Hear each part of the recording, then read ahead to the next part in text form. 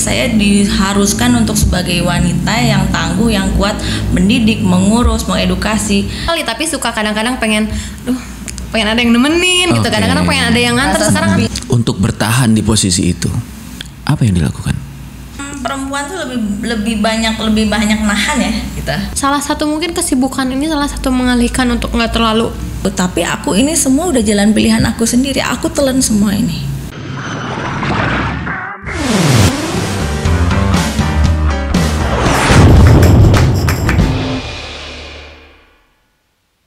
Oke, ketemu lagi di Jadi Begini Podcast. Bareng saya Sage Mahmud. Di edisi kali ini saya bersama bidadari tangguh. Wow, apa kabar Mbak Arti? Baik, alhamdulillah. Dari Bandung langsung dari Bandung dari Jakarta langsung ke sini. Langsung ditodong wawancara, nggak capek? Enggak. Udah biasa. Capeknya. Oh gitu ya. Sudah terbiasa dengan. Sudah terbiasa. Jadi capeknya bahkan di hati juga udah kecil gitu. Udah kecil banget. Yang penting bisa ketemu sama masnya di sini. Oke. Udah lama udah nggak ketemu podcast di sini. Oh iya. Enggak, saya jadi bersemangat kalau berhadapan dengan bidadari tangguh itu. Masa? Iyalah, kan terutama begini. Tadi sendiri dari Jakarta terus ke Purwakarta ini kan bukan tanpa perjuangan gitu loh. Ada saja tadi juga. Saya bilang jam berapa nyampe sini? Jam segini. Wah bisa gitu. Ya. Tapi nggak macet sih jalanan sih lancar-lancar. Kalau aku tadi ada ya kecelakaan di pas pintu tol Pasteur tadi ada mobil bak itu terguling. Oke. Aktivitas sekarang apa, Teh Wulan? Aktivitas sekarang banyak ya. Mau akhir tahun ini selalu bikin kita program akhir tahun ini iftar anak yatim piatu yayasan. Sebuka puasa bareng, terus program sama pemerintah juga, sama beberapa teman-teman juga. Jadi kita bikin satu komunitas yang emang kita politik sosial juga. Oke. Di situ ada beberapa komunitasnya segala macam di bahu saya politik kita. Jadi kita ikutan untuk partisipasinya mereka, termasuk hari ini. Jadi aku datang buat satu tujuan mengkerucut ya di sini. Oke, kalau Terry sendiri? Kalau saya sih lebih concernnya di bidang pendidikan ya. Jadi keseharian saya mengurus lembaga pendidikan berupa yayasan. Cuman di bawah naungan lembaga pendidikan itu kita banyak ragamnya gitu. Jadi kita nggak hanya kita mulai dari PAUD ya. Kita mulai edukasi mulai dari anak PAUD, usia dini, mulai dari anak-anak yang putus sekolah, yang nggak tuntas sekolahnya, yang DO ataupun yang memang udah paket A, B, C gitu. Jadi kemudian yang life skill juga, jadi untuk keterampilan skill potensinya dari mulai menjahit, mulai rias pengantin, bahkan kita sedang buka juga kelas otomotif sama welding, itu akan segera digarap juga. Oh gitu. Ya. Oke. Kenapa saya tanya aktivitas ini? Karena ini jadi penting. Betul. Ya. Karena kita sebenarnya lebih tema kita sederhana sekali sih sebenarnya, seputar perempuan-perempuan lah kayak gitu. Apalagi hari ini kan hari ibu. Ya, nah itu dia gitu loh. Bener gak sih orang terlalu menyangka perempuan itu lemah, meremehkan ya kadang-kadang ya. Nggak tahu. Kerasa nggak sih? Sempat seperti itu. Buat sekarang ini, buat status saya sebagai perempuan setaraf ya. Kayaknya, kayaknya tuh lebih seperti sekarang perempuan tuh malah seperti diangkat, lebih dihargai dibandingin dengan yang dulu-dulu. Ada di rumah aja deh jam 7 malam udah tidur, udah nggak bisa ngapa-ngapain, hanya masak, ngurus anak, udah stay. Gitu. Iya, tapi kalau sekarang mau enggak. Oke. Oh ya, ini juga buat teman-teman untuk diketahui bahwa kenapa tadi saya katakan bahwa mereka adalah bidadari tangguh, karena mereka adalah orang tua tunggal. Single parent. Ya, untuk selanjutnya silakanlah nanti.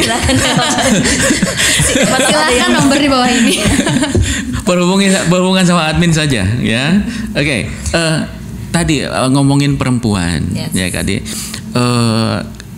dengan narasumber yang awal saya juga ngomongin tentang pelecehan kayak gitu. Bagaimana perempuan itu masih dimarginalkan gitu. Kalau tadi Teh Wulan ngomong enggak, saya malahan justru fine aja dengan kondisi ini. Benar seperti itu Teh? Saya merasa fine karena saya sudah diedukasi dari kecil. Dan memang disiapkan untuk jadi single parent? Bukan disiapkan hanya single parent. Jadi saya dari mamaku dari Aceh asli, papaku dari Sumatera. Jadi kita tuh emang darah Sumatera tuh kental dengan pasti yang keras gitu didikannya tuh yang tough, yang strong gitu. Apalagi kalau dari Sumatera tuh kalau dia pulang tuh nggak bawa apa-apa tuh lah jangan balik. Iya betul. Tuh. Pantang balik. Jadi pantang pulang gitu. Nah, maksudnya di sini tuh di garis bawah itu bukan karena kita dikesampingkan atau seperti apa, tapi saya diharuskan untuk sebagai wanita yang tangguh, yang kuat, mendidik, mengurus, mengedukasi sampai memang besar anak. Karena udah jadi kebiasaan seperti ini, membuat saya tuh udah jadi satu ya udah, buat apa ada laki-laki gitu. Jadi bener nih. Ya sebenarnya nunit tuh. Wow, jangan gitu dong. I'm single parent ya why not. Memang kalau udah menuju ke taraf enak sendiri itu kadang-kadang nyusahin ya. Benar. Kalau ada ya grecokin sendiri. Sebegitunya? Iya. Iya kalau sadis amat. Iya sih. Kalau aku memang butuh perjuangan. Aku merasa tidak berharga di sini. Ada yang berharga sekali aja. Itu lain. Apa tadi teh? Ya kalau aku memang untuk mempersiapkan diri sendiri itu memang nggak mudah ya. Memang beberapa tahun prepare istilahnya aku untuk sendiri ini mempersiapkan benar-benar ini perjuangan mempersiapkan hidup sendiri gitu.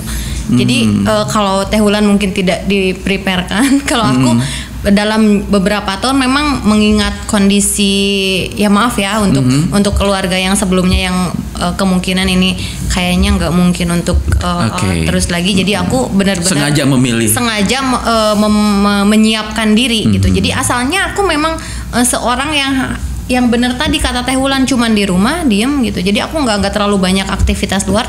Tetapi seiring berjalannya waktu ini aku nggak bisa kayak gini terus nih gitu. Aku harus benar-benar harus move on. Aku harus siap, aku harus kuat dan aku kedepannya itu harus bisa membuktikan bahwa aku ini bisa jadi sesuatu loh di mata kamu gitu. Aku bisa menjadi berharga, mungkin aku bisa menjadi lebih dari apa yang pernah kamu bayang. Nah, hey para wanita dengerin nih. Ini perlu ini. Ya, jangan dulu betul. Justru memang karena yang awalnya itu yang benar-benar karena maaf ya membuka sedikit. Yeah, okay, no. Mungkin fine. karena terlalu bukan direndahkan ya, dikekang ada ya gitulah pokoknya. Nggak open ya pokoknya intinya asalnya aku tidak bisa melakukan sesuatu dan tidak menghasilkan sesuatu, sekarang berusaha untuk bisa menjadi sesuatu dan bisa mendapatkan sesuatu bahkan untuk menghidupi keluarga, untuk menghidupi bawahan-bawahan staff semuanya gitu. Jadi bisa bangkit gitulah. Oke. Tadi menarik bahwa Teh Wulan sudah enjoy banget dengan situasi ini. Tidak lagi membuka pintu, close the door. Menikah itu buat aku kan ibadah. Jadi berarti masih ada ya? Adalah kalau masih ada. Kalau ada yang ngegedor mungkin. Okay. Masih ada. Kita butuh tergantung gedorannya dong. Harus kuat ya, harus kuat. Mungkin harus sambil bawa meriam atau apa buat dobraknya itu. Tapi kalau buat aku kan pasangan itu buat teman hidup, buat sharing, buat bagi kasih, buat seperti atau nggak stratanya sepertinya. Oh kamu di rumah, kamu harus diam di rumah, kamu masak hanya ngurus anak. Aku nggak bisa kayak begitu. Karena aku udah tough dari awalnya dan mereka juga harus nerima aku. Udah enjoy ya. Enjoy. Berarti saya tadi takutnya gue udah nyaman kemudian betul. Gitu. Harus gedorannya harus tinggi. Oh gitu ya. Tergantung gedorannya. Kalau Teh Arti sendiri? Jujur sih belum sekuat itu ya. Oke. Mungkin karena memang Teh Wulan ini udah benar-benar udah settle ya. Kalau misalnya aku kadang-kadang masih melankolis gitu, kadang-kadang aduh enak ya gitu kalau orang lain ada yang nemenin, masih bukan suka menyesali tapi suka kadang-kadang pengen ada yang nemenin gitu, kadang-kadang pengen ada yang nganter. Sekarang gitu tuh kadang masih Teh Wulan juga ada kan kayak gitu. Sudah hampir tidak ada mungkin. Sudah nggak ada ya kali ya. Masa? Udah karena udah banyak kesibukan aku yang my time aja kayaknya udah nggak ada buat sekarang. Jadi aku udah sibuk anak, sibuk organisasi, sibuk kerjaan, belum lagi. Lantas buat aku nyaman? Buat aku. Kasihlah dikit. Maksudnya buat suaminya mana nanti gimana? Ya nanti aja lah. Pas gitu. Pas lagi butuh banget itu, di titik butuh banget baru ke telepon. Jangan gitulah. Cek-cailah dikit. Bagilah kayak gitu. Oke, saking enjoynya sehingga kemudian tidak memperhatikan kiri kanan sebenarnya. Nah, sampai di titik itu sebenarnya tadi kan Tati bilang bahwa saya kadang-kadang ada juga sih gitulah, bahwa karena secara harfiah karena memang ada tidak menutup semua kayak gitu kan. Nah, untuk bertahan di posisi itu, apa yang dilakukan? Sehatnya apa? Yang duluan deh, yang lebih senior dong, lebih senior. Menyibukkan diri. Perempuan tuh lebih banyak nahan ya kita. Lebih bisa nahan. Lebih bisa sering nahan. Sebenarnya nggak. Lebih bisa menyembunyikan apa yang sedang dipikirkan. Iya, gitu, tapi kalau udah numpuk banget gitu ya nggak kuat ya. Solusinya seperti apa itu? Biasanya? Ya maksudnya masak sendiri gitu. Oh, oke. Masak dimakan sendiri. Enak nggak enak aja. Kalau aku sih kalau untuk mengatasi rasa kesepian ataupun ingin ditemani ataupun ingin dimanja ya, kadang-kadang ya kita pengen dimanja gitu. Paling larinya ya ke hobi kan, hobi aku kadang-kadang pengen traveling atau apa, jadi lebih banyak lakukan traveling. Ya lakukan aja, misalnya pergi deh ke gunung atau kemana, hanya untuk menikmati aja, refresh. Misalnya pergi aja ke gunung kemana gitu. Nggak takut sendirian? Enggak, udah biasa. Udah biasa. Nah mungkin hanya untuk duduk lihat bener-bener pengen sendiri yang aja hijau, ya. Lihat pohon-pohon yang hijau, merasakan angin, artinya ada aura-aura healing. Jadi ada aura-aura yang katanya itu memang pepohonan itu membawa aura positif buat kita ya. Jadi selain mungkin karena oksigennya sangat bagus, itu benar-benar buat relax gitu, buat tenang. Kadang-kadang untuk melupakan sejenak apalah itu, entah yang ada mumet-mumet atau ada kerjaan yang belum kelar ya atau apa di politik juga kita kan kadang-kadang ada sesuatu atau apa, jadi atau jangan-jangan kalian ini ke politik hanya sekedar menginikan apa, pelampiasan saja ke sana atau cari jodoh supaya tidak teringat. Karena di sana laki-laki semua loh itu. Laki-laki ganteng semua di situ, ada cewek-ceweknya cantik-cantik, udah kayak Miss Universe, udah kayak model semua di memang semua emang tidak nampak atau gimana itu? Gimana? Belum ya mungkin ya. Masih belum ya. Nggak ngebuka kali. Karena mereka aku suka laki-laki yang mature. Aku suka laki-laki yang lebih tua banget dari aku. Aku pengennya dikemong. Ngobrolnya jangan tatapannya jangan begitu dong, please. Sirik. Oke. Aku nggak suka cowok-cowok yang di bawah ya, aku. sama. Catat. Beda. Jadi treatmentnya beda. Kalau untuk yang dilakukan oleh yang lebih tua dari kita, jadi benar-benar memahaminya itu benar-benar memahami gitu. Ya kan? Jadi perlakuannya juga kalau misalnya yang seumuran atau yang mungkin di bawah mah enggak deh kayaknya. Apa-apa cemburuan ya. Aduh capek apa-apa ini dicurigai dan sebagainya. Tapi kalau untuk yang lebih tua memang lebih benar-benar pengertian, menghargai. Lebih ke kenyamanan sebenarnya. Ya. Betul. Nyaman tuh. Yang muda kalah. Masnya umur berapa sekarang? Tebak berapa? 45. No. 50. Oh 50. Nah segini-gini. Ya seginilah ya. 50-an lah ya. Oke, back to laptop. Pas 50-an pas. Pas dia nervous sendiri. Oke. Tadi kan lebih menyendiri di naik ke gunung, kemudian melakukan sendiri. Itu kan cara sebenarnya kan. Gitu lebih ke tadi nyaman sebenarnya. Saya lebih merasa nyaman dengan kondisi seperti ini. Kalau saya memandangnya ya sah-sah saja selama itu ibaratnya tidak merugikan orang lain, kemudian tidak mengganggu kan gitu. Justru menguntungkan orang lain. Gitu. Iya. Jadi karena aku sukanya ke alam gitu, kebun, lahan yang kayak gitu. Jadi aku menemukan suatu tempat, tempat. Enggak. Kalian berdua ini bertolak belakang lu sebenarnya satu. Iya. Gitu, orang rumahan. Tapi kita tetap sahabatan, gitu. Meskipun berbeda, kita tetap berbeda, nyambung, tetap nyambung. Karena pertemanan itu nggak harus yang sama. Kita dengan perbedaan justru saling mengisi. Oh ini sukanya gini, oh jadi kita mengeksplor masing-masing. Oh aku kok nggak tahu yang kayak gitu, gimana sih kalau yang kayak gitu. Jadi lebih ke saling melengkapi, saling melengkapi. Oh aku ini ya ke salon. Oh aku kalau ke salon ngapain ya? Kadang-kadang hanya cuma nanya-nanya aja gitu. Jadi memang bener-bener untuk banyak perbedaannya sangat banyak banget. Lebih ke pendidikan, pertanian, lebih ke fashion gitu. Aku lebih suka yang kotor-kotor. Dia lebih suka yang bersih-bersih. Maksudnya aku lebih suka enggak. Bener, aku lebih suka main tanah, lumpur. Kalau ini kan lebih ke girly gitu ya.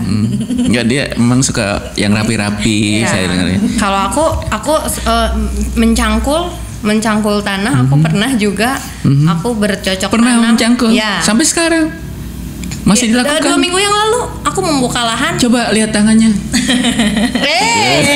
Masih halus. Pokoknya dia bentuk pertanian lah, nyangkul, ngebun apa segala macam sama dia. Jadi udah hafal. Ya aku pakai mobil yang 4 wheel pun ke gunung ke ini dengan penumpang 7 laki-laki semua. Oke lah, masih sanggup, masih sanggup dong. Maksudnya nggak semua orang kemudian bisa dia di antara laki-laki itu. Gitu loh. Ya justru mungkin dipertanyakan ya mas ini.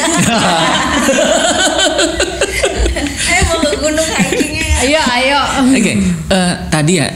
Saya lebih tertarik untuk mengedukasi perempuan-perempuan lain juga. Betul. Bahwa sebenarnya gitu ada banyak hal-hal yang bisa positif gitu dilakukan dalam kesendirian itu. Kayak gitu. Nah kayak tadi menghilangkan kejenuhan. Kemudian nah sekarang saya ingin lebih ini lagi godaan di luar. Banyak banget, apalagi kita single parent ya kan. Ya banyak banget godaan-godaan mulai dari saya bukan ke godaannya. Godaan seperti apa sebenarnya yang pernah buat kalian ini enggak banget deh. Cowok hidung belang, pengen nikahin siri. Oh ya, kalau yang nikahin siri itu udah ya udah deh, lewat aja deh, udah kalau udah ada yang ngomong gitu skip aja. Oke. Kenapa gitu? Kan bukannya itu bisa jadi solusi? Oh enggak juga, kita malah jadi tambah momen. Atau memang kalian nggak suka? Malah akan nambah masalah baru. Dan memang sebenarnya sudah kita tuh udah sebenarnya si perempuan tangguh yang tadi dibilang itu logo kita tuh. Jadi kalau ada satupun jadi hanya kamu di apartemen, kamu di rumah dikasih uang bulanan segini, kamu boleh kesana nggak boleh sini. Kita nggak bisa. Kita tuh manusia aktif yang emang sering belusukan sana sini dan semua benerin kenteng dari semua segala macam angkat galon sendiri ya. Galon sendiri. Serius. Jadi kalau misalnya disuruh hanya diem dikasih makan gini, aduh berontak, nggak bisa. Enggak, saya exciting sendiri nih, benerin genteng, ngangkat galon. Iya bener. Iya. Abis di rumah siapa? Tinggal nunjuk-nunjuk doang sebenarnya, tolong dong benerin genteng. I see. Supir. Wow, saya udah kayak gitu. Wonder Woman banget ya. Luar biasa banget gitu loh, Wonder Woman. Tapi berarti kalian nggak setuju dong dengan poligami? Saya setuju aja, itu hak-hak yang mereka ya sebagai secara personal, secara pribadi. Saya nggak suka. Kalau aku ada rulesnya, kalau misalnya poligami gitu, sempat ada yang ngajakin sebagai istri kedua juga. Sebenarnya kan artinya poligami itu sebenarnya nggak dilarang ya, sah-sah aja. Cuman untuk yang sering ada perdebatan dan sering ada cekcok itu karena adanya yang nggak ikhlasnya itu yang istri pertama. Tadi kan kalau Teh Ulan nggak suka, nggak setuju. Berarti kalau Teh setuju.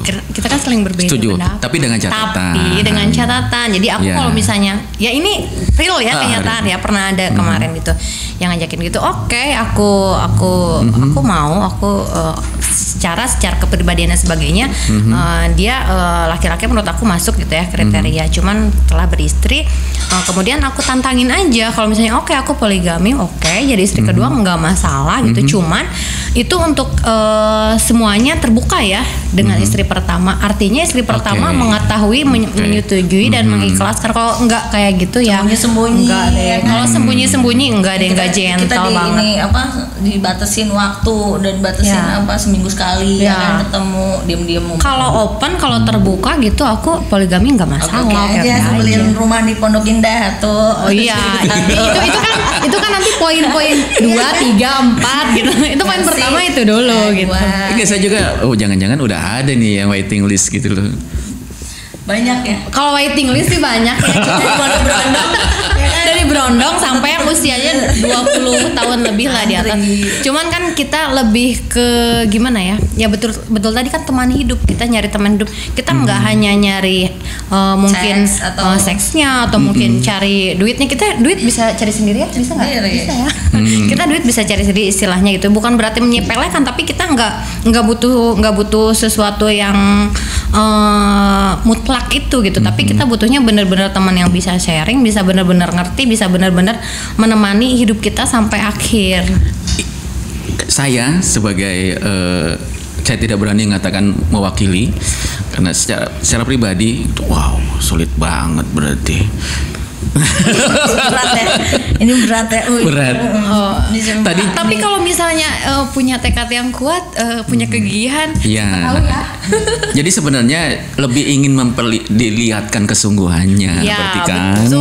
Betul seperti itu. Kalau misalkan nikah jadi ribet ya kan, kita nggak boleh kemana-mana, posesif, kita nggak boleh ini itu segala macam. Aduh, mending nggak usah deh ya. Artinya kita udah nyaman seperti ini. Kalaupun nanti ada pasangan ternyata lebih memberatkan, itu sepertinya kita memilih tidak. Tetapi kalau misalnya dengan adanya pasangan itu lebih meringankan kita, itu oke gitu. Ya, seperti yang saya katakan tadi bahwa sebenarnya yang dicari itu lebih ke kenyamanan. Iya, betul. Saya kalau ada dia nyaman gue gitu. Nyaman doang nggak cukup hari gini. Nah, nambah lagi. Bukan begitu. Kenyamanannya di semua aspek. Gitu. Kenyamanannya di semua aspek. Pengertiannya di semua aspek gitu. Jadi kita harus full gitu, harus semuanya. Jadi kenyamanannya di semua aspeknya, pengertiannya di semua aspek gitu. Itu pas-pasnya. Sama single parent janda-janda nih, kualifikasinya susah. Kemudian gini, cara kalian sendiri mengedukasi anak-anak bahwa situasi sekarang, manggilnya apa, Mama? Mami. Ibu. Situasi Mami atau Ibu seperti ini, bagaimana menjelaskan kepada mereka? Learning by doing. Saya nggak mau nutup-nutupin. Hari gini itu kita harus terbuka, open minded sama anak-anak. Misalnya Mami ke kafe. Ngapain Mami ke kafe? Mami ketemu orang-orang. Kenapa Mami baju seksi? Kan nggak boleh baju seksi. Ya Mami gerah. Terus dengerin musik jedang-jedung itu gimana? Ya sesekali anak aku ajak. Mereka diajak. Aku bisa nih. Ini orang-orang yang lingkungan di sini, komunitas. Aku ajak dia ke komunitas yang emang dia harusnya jadi curious, akhirnya tahu orang ini tuh gini, orang itu minum bir di sini, orang itu ini seperti ini. Kita edukasi seperti itu. Semua. Aku jadi terbuka, open minded. Jadi biar dia tuh tahu gitu. Kalau misalnya yuk Mami ke kafe, ya barengan kamu aja, ketemuan di sana. Gitu. Dia sama teman-temannya, aku sama teman-teman aku, dengerin lagu, musik. Mami tuh minumannya apa? Ya udah minum aja, cicipin, coba sendiri rasain. Oke. Jadi biar anak-anak itu biar ngerti, biar tahu, jangan dari orang lain diracuninnya gitu, ditoksinnya. Ya udah. Justru kalau sembunyi lebih bahaya ya, kita nggak bisa kontrol ya. Kalau Teh sendiri gimana? Kalau aku kan kebetulan anaknya masih kecil ya, masih yang satu masih SD, yang satu SMA juga baru menginjak, dan itu pun di pesantren kan. Jadi kita nggak terlalu, kita cuman ketemu paling liburan gitu, saat liburan sekali per semester ya. Jadi nggak terlalu kan anak-anak yang dalam kondisi labil itu SMP, SMA kayak gitu. Kalau Teh Wulan sendiri gimana nih? Udah kuliah, sekarang ambil kedokteran S1. Sudah lebih mengerti ya. Iya, mereka sudah inilah. Enggak, maksudnya dalam usia seperti itu, Teh Wulan tadi kan mengedukasinya langsung tuh. Gitu loh. Efeknya sendiri untuk mereka gimana? Ya jadi terbuka, Mam, aku mau tahun baruan sama teman-teman ya, New Year di mana? Kita buka hotel rame-rame. Oke. Terus ada siapa aja, asal jangan drugs, asal jangan ada serve bebas. Jadi dia udah tahu rule sendiri. Mam. Jadi aku kasih fasilitas, bukain hotel, terus teman-temannya siapa aja. Aku jadi memang Teh Wulan sendiri harus kenal dengan teman-teman mereka ya. Iya. Ngapain aja? Ya paling anak-anak ABG kayak gitu, paling main games, apa karaoke, paling ada happy hour. Ada nggak khawatir gitu, takut ini ada ya, ada banget. Manusiawi sekali. Manusiawi banget. Tetapi prepare-nya gimana? Terlalu kita mengekang juga malah jadi nggak nyaman. Jadi bumerang. Karena kita juga dulu pernah seperti itu. I see.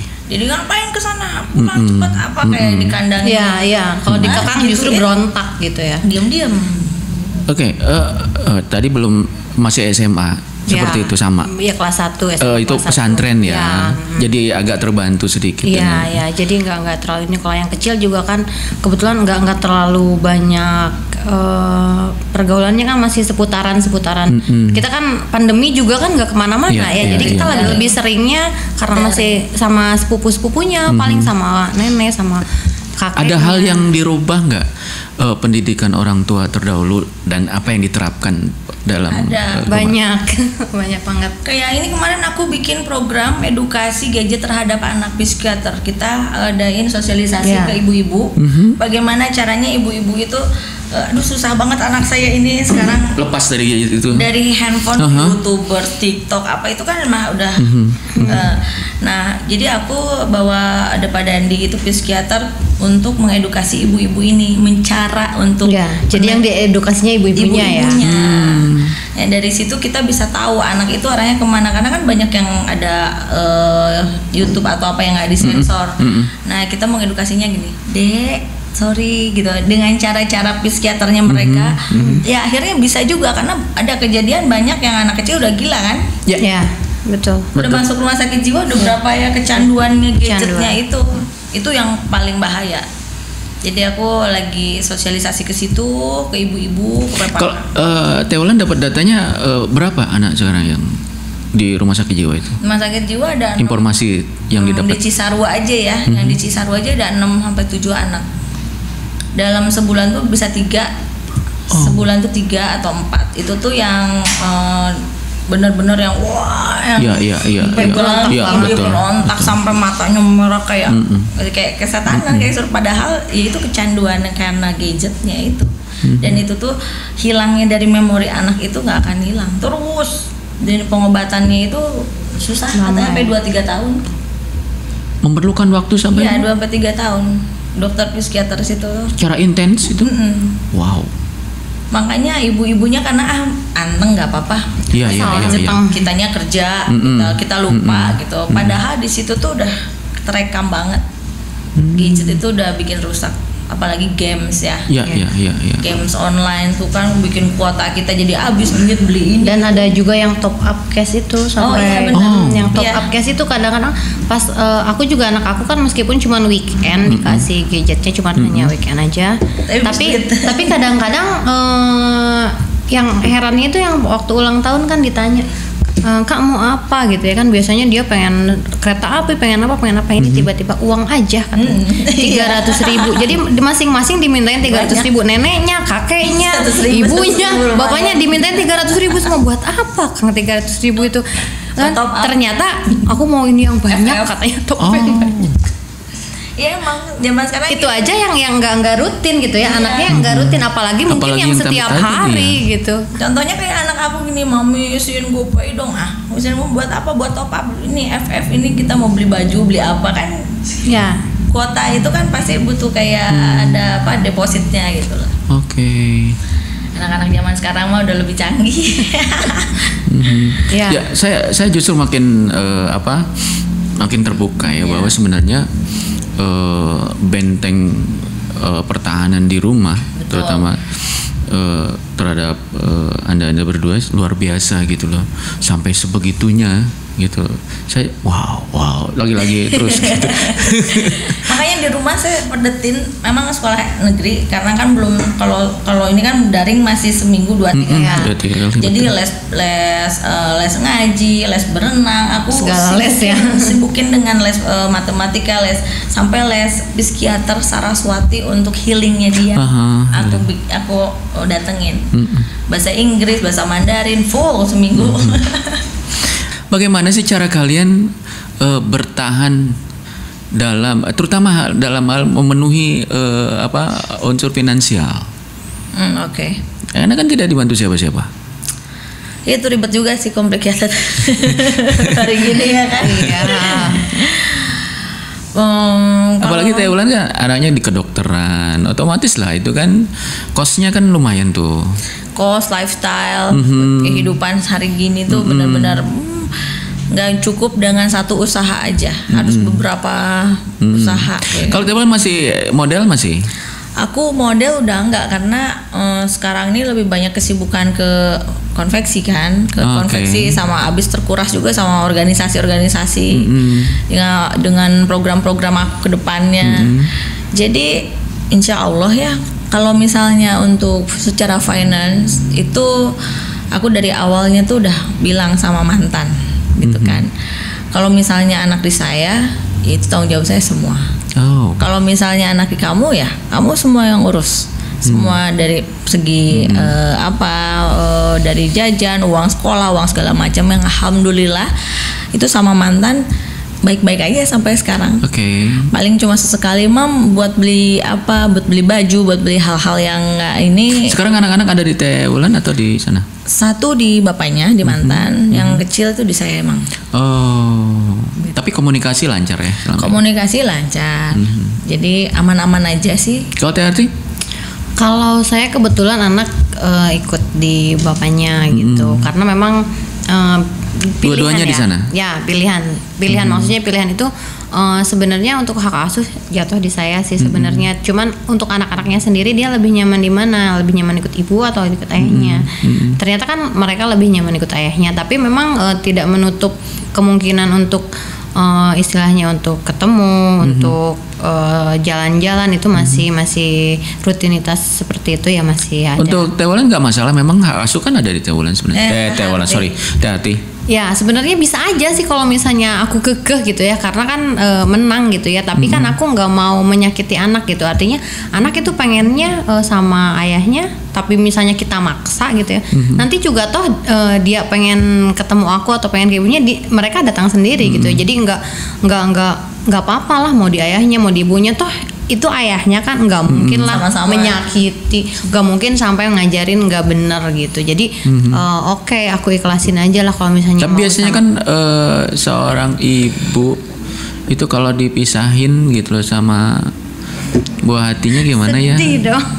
Ya nggak bisa. Ada ya. Jangan gitu.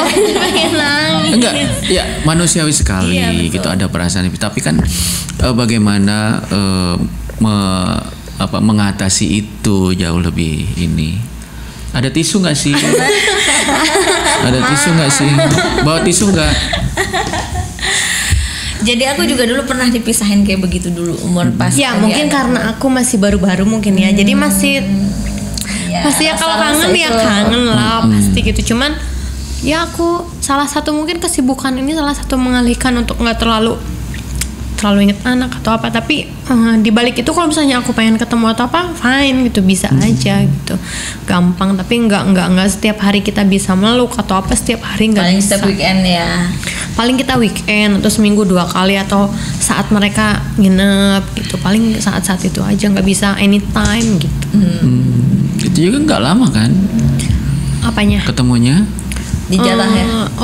Bisa nginep seharian, bisa mungkin nginepnya 2 hari, tapi memang itu nggak tiap hari. Nggak tiap hari, kita nggak bisa ada tiap hari. Mungkin anak-anak pengen apapun, kita jadi nggak bisa full service gitu ya. Artinya kan kita biasanya setiap pagi menyediakan sarapan, ini enggak gitu. Ya sedih ya. Gitu. Aku jadi sedih. Maafkan. Aduh, gak ada tisu ya? Iya, ada di tas. Jadi kalau saya salut. Kalau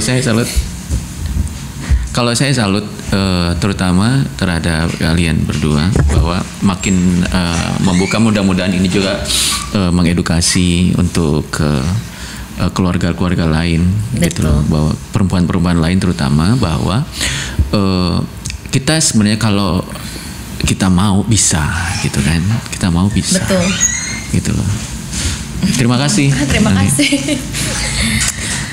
Saya tidak bermaksud membuat Teh Harti sedih, enggak, maksudnya dengan apa yang Teh Harti alami, teman-teman di luar sana mungkin sebagian ada mengalami hal yang sama, mungkin bisa lebih prepare gitu loh. Terutama terhadap Teh Wulan gitu loh. Bagaimana Teh Wulan sudah merasa terbiasa sekali dengan kondisi terutama kalau di awal-awal itu kan di luar ya. Jadi maksudnya orang yang nggak ngerti, orang yang nggak tahu, jadi mereka kadang-kadang menjas gitu. Ya. Ya. Ini salah. Ya karena mereka lihat di luarnya gitu. Jadi kenapa ini ibu kok mau-maunya dipisahin sama anak? Tapi kan mereka tidak mengetahui prosesnya. Mereka tidak mengetahui itu bagaimana di dalamnya, dan mereka tidak mengetahui edukasi apa nih yang sedang dilakukan gitu. Kita kan aku bisa aja ini secara paksa misalnya ngambil mereka.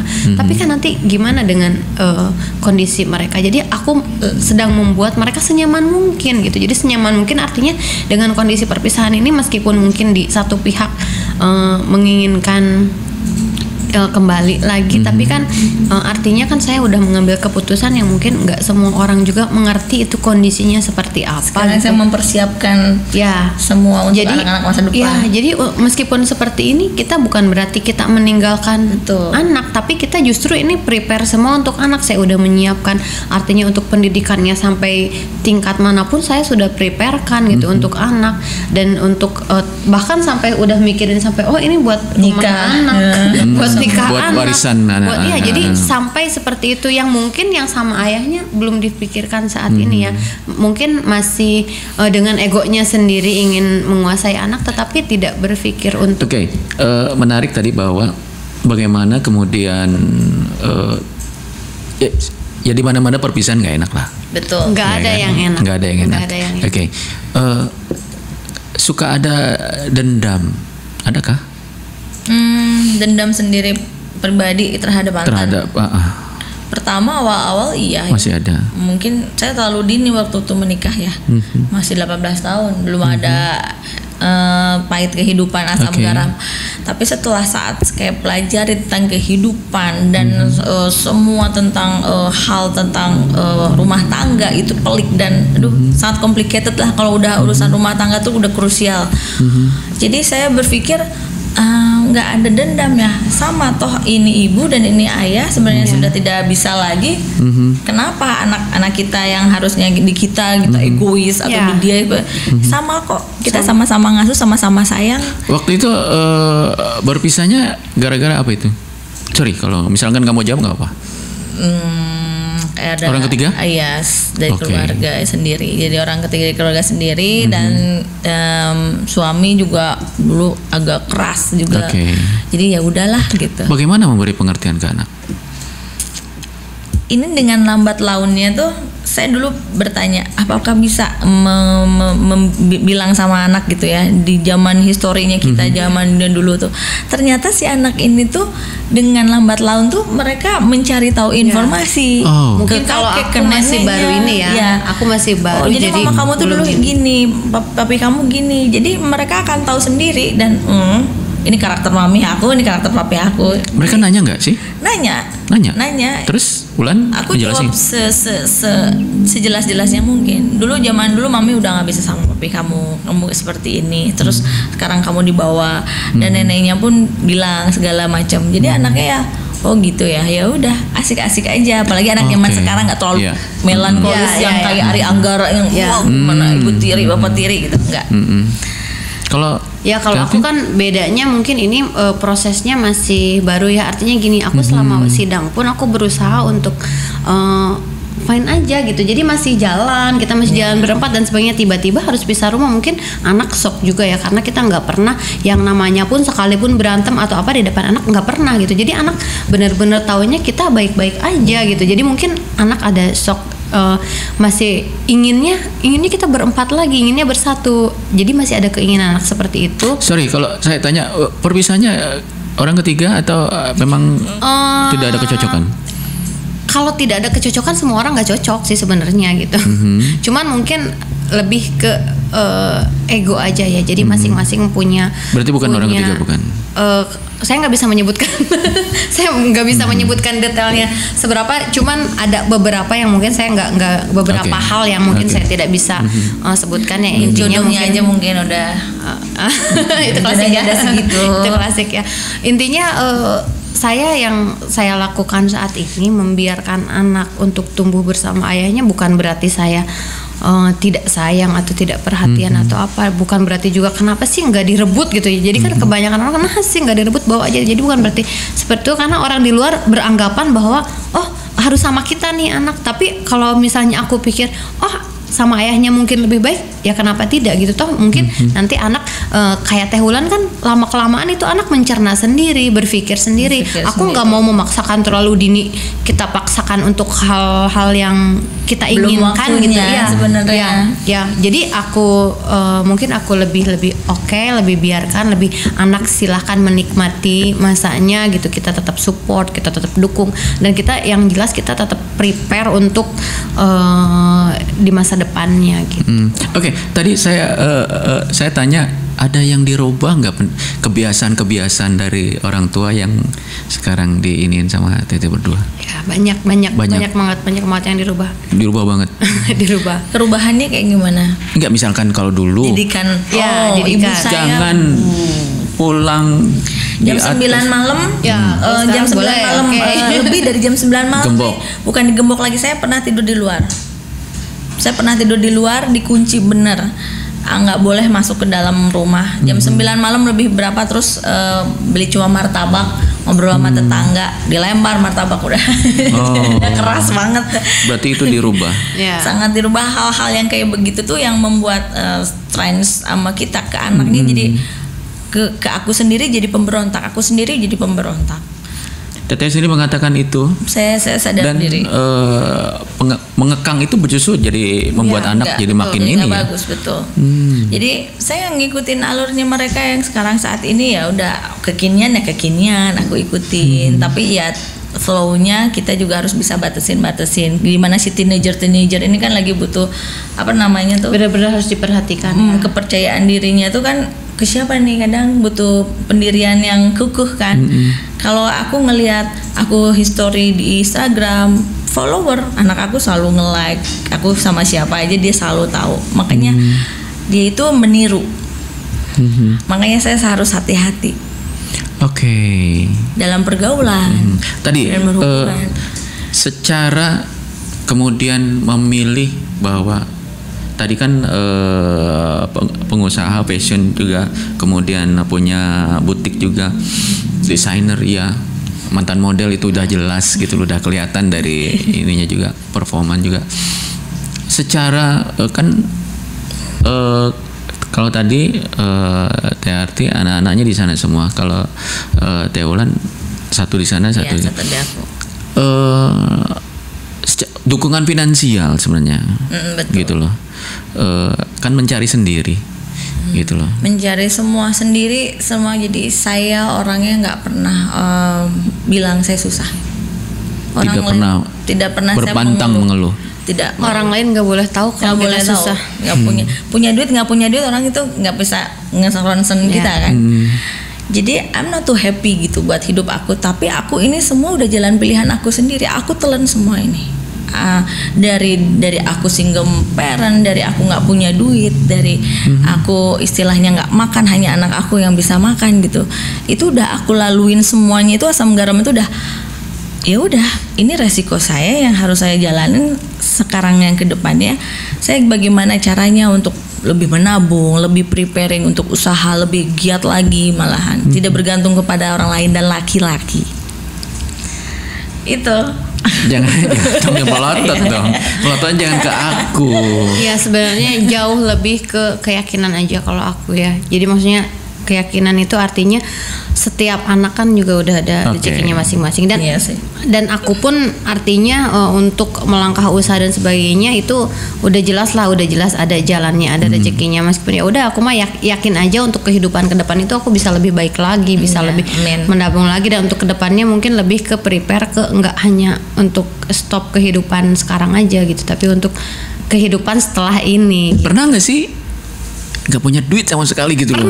Pernah ya. Pernah dong. Kita pernah semua ngerasain nggak punya. Pernah dong. Tapi sampai anak sakit nggak punya duit, sampai complicated ya pokoknya ya kan.